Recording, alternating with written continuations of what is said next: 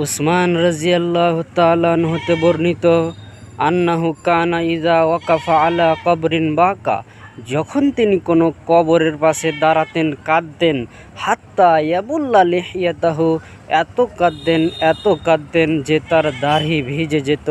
ফাকিলা লাহু, তাকে একদিন জিজ্ঞেস করা হলো, তাযকুরুল জান্নাতা ওয়ান নারা, আপনি জান্নাত এবং জাহান্নামকে স্মরণ করেন, ফালা তাবকি, অথচ কাঁদেন না, ও তাবকি মিন হাজা, আর কবর দেখলেই কাঁদেন, ব্যাপার কি?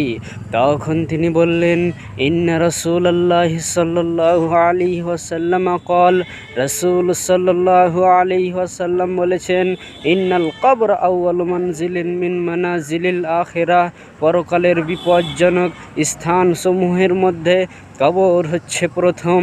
হাই না জামিনহু ফামা বাদাহু আইসারা মিনহু, যদি কেউ সেখানে মুক্তি পেয়ে যায় তাহলে তার পরের সব স্থানগুলি আরও সহজ হয়ে যাবে।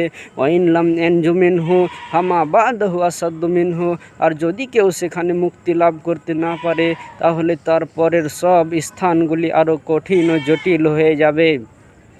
উসমান রাজিয়াল্লাহু তাআলা আনহু বলেন, অকাল রাসূলুল্লাহ সাল্লাল্লাহু আলাইহি ওয়াসাল্লাম অকাল, রাসূল সাল্লাল্লাহু আলাইহি সাল্লাম এটাও বলেছেন, মা রাআইতু মানজারান কাত্তু ইল্লা আল কবর আফজাউ মিনহু, আমি এমন কোনো ভয়াবহ স্থান দেখিনি যা কবরের চেয়ে ভয়াবহ হতে পারে।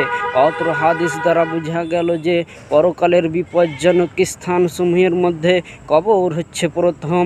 যদি কেউ কবরে মুক্তি পেয়ে যায় তাহলে তার পরের সব বাকি স্থানে মুক্তি পেয়ে যাবে, আর যদি কবরের বিপদ হতে মুক্তি না পায় তাহলে তার পরের বাকি কোনো স্থানে মুক্তি পাবে না।